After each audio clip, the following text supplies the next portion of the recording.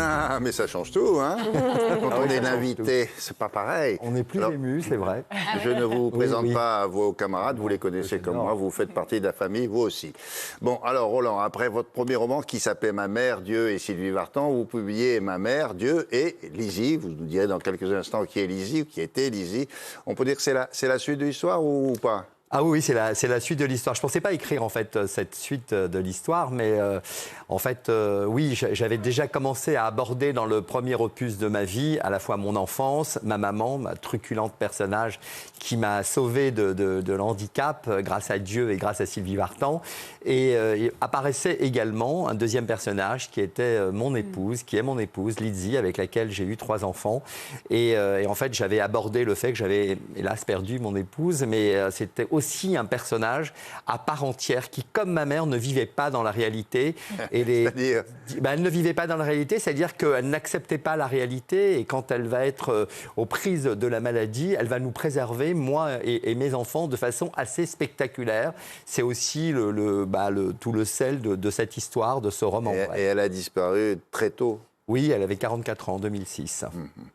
Alors, vous utilisez le terme, du coup, moi aussi, de roman en vrai, c'est-à-dire C'est un roman vrai, c'est-à-dire que j'ai voulu quand même aller sur une histoire, c'est une histoire totalement romanesque, c'est-à-dire notre histoire, notre rencontre, la rencontre avec Lizzie. Elle était mariée, j'étais fiancé, rien ne laissait penser qu'on pourrait faire notre vie, on est devenus très très proches. Ma mère a jeté son dévolu sur cette jeune femme. Ah oui, parce que comme mère juive, elle fait les mariages. Ah elle fait les mariages, elle l'a choisi, mais je lui ai dit, elle est mariée.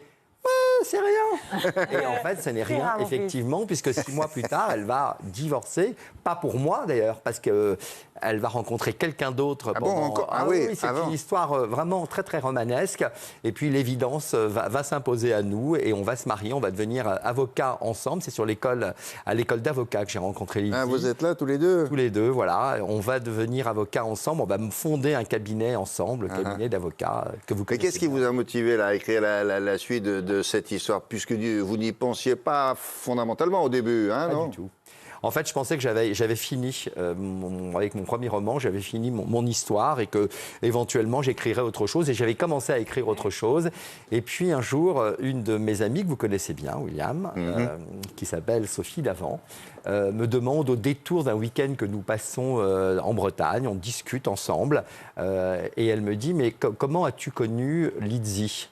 Il est à peu près 17h lorsque je commence à lui narrer notre histoire tout à fait romanesque. Et en lui racontant cette histoire, elle me dit « Mais pardon, Roland, là tu tiens ton deuxième roman, cette histoire est incroyable. » Mais elle est éditrice, non? Elle n'est pas... Elle devrait. Elle me dit « Rentre dans ta chambre et commence à écrire le premier chapitre. » Alors que celui que tu étais en train d'écrire est extraordinaire aussi. Ah oui, l'histoire absolument. que tu étais en train d'écrire, que j'étais en train d'écrire. Oui, folle. J'écrirai peut-être après. Mais en tout cas, voilà, Sophie et moi, c'est elle qui a été l'inspiratrice de ça. Alors, dans le premier roman, si vous ne l'avez pas lu, il y a Esther, il y a sa maman, qui est un personnage central, un personnage riche, et elle a toujours été présente et importante, cette fois-ci aussi dans la deuxième. Ah oui, elle a été très importante. D'abord, elle a été au début dans cette impulsion qui m'a entraîné vers Lizzie. Peut-être, elle me dit, mais excusez-moi l'expression, mais elle me dit, tu as de la haine dans les yeux, tu ne vois pas l'évidence. Et je lui ai dit, mais... Ah oui, parce que vous êtes fait engueuler en plus. Ah oui, je me suis fait engueuler. Enfin, maman, je suis avec quelqu'un, elle est mariée, mais elle n'est pas pour toi, celle avec qui tu es. En revanche, elle est pour toi. Et vous savez, il y a une espèce d'instinct maternel. Raphaël, tu attends des enfants. Tu verras, il y a cet instinct maternel qui est incroyable, auquel on ne croit pas. Et je peux vous dire qu'Esther, elle l'avait vissé au corps, cet instinct maternel.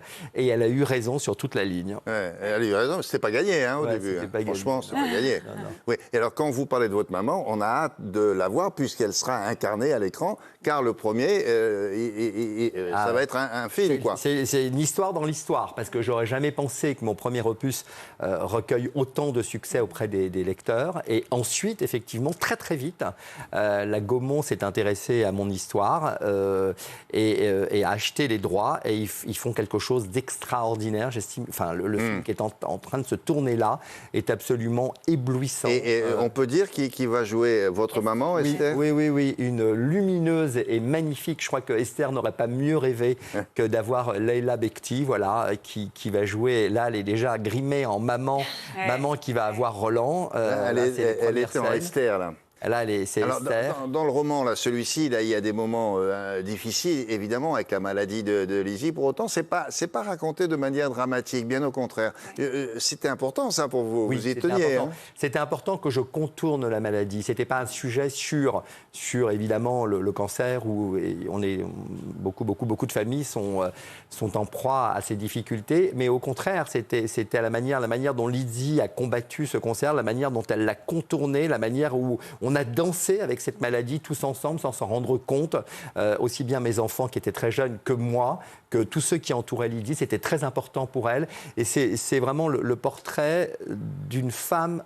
Alors, c'est toujours facile quand quelqu'un meurt aussi jeune, à 44 ans, on peut penser qu'on l'idéalise, mais c'est vraiment le portrait d'une femme incroyable, d'une femme un peu, je dis même pas exceptionnelle, qui avait une façon d'aborder la vie de façon lumineuse. C'est vraiment une histoire qui porte les femmes et qui devrait inspirer aussi beaucoup de femmes. Mais alors, vous expliquez qu'après la disparition de votre femme, c'est vous qui avez élevé vos 3 enfants, lui, là. Et ça, c'est un boulot à plein temps, hein. Bah écoutez, Sophie d'avant, pour ne parler encore d'elle, m'a dit, écoute, ton 3e Roland, c'est ton aventure maman-papa. Ouais. Elle m'a dit, j'ai déjà trouvé le titre, c'est maman-papa. Et mes enfants me fêtent la fête des mères, alors oui. Bon, alors, et des pères, évidemment. Ah oui, c'est vrai. Ouais. Ah oui, double emploi. Vous faites des pères, fête des mères, vous levez la main. A repris le service très rapidement. D'une main, je dictais mes dossiers, et de rôle, de l'autre, je roulais les pizzas. Alors, en principe, quand un romancier est adapté au cinéma, quand on lui demande, alors, ça vous plaît l'adaptation? Il fait, écoutez, maintenant, moi, il se débrouille, hein, c'est mon enfant, il se débrouille, il va grandir. Mais vous avez été voir le tournage. J'y suis régulièrement, je vais encore y aller demain. D'abord, la Gaumont, le producteur, Sophie Tepper, qui est aussi la productrice de ce film. Ils ont été exceptionnels, vraiment exceptionnels.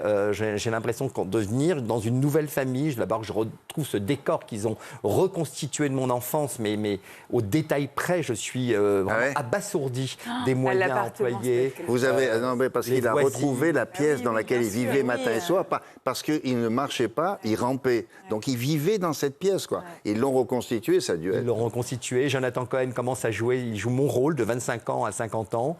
Joséphine Japy va jouer Lizzie, donc voilà, c'est un casting de rêve. Et Ken Scott, qui est le réalisateur, c'est un réalisateur également en or, avec une sensibilité, c'est lui qui avait fait Starbug, donc autant vous dire cette sensibilité et la dimension de ce T'as pas des petites anecdotes sur Leila Bekti, Jonathan Cohen, des trucs un peu qui se passent en tournage et qui devraient rester en tournage? Bah écoutez, elle est très touchée, elle, de jouer la mère de Jonathan Cohen. Elle dit qu'en fait, alors, elle préfère jouer sa mère que jouer sa petite amie dans un film. Et c'est quelque chose de plus touchant parce qu'ils ont une vraie complicité tous les deux.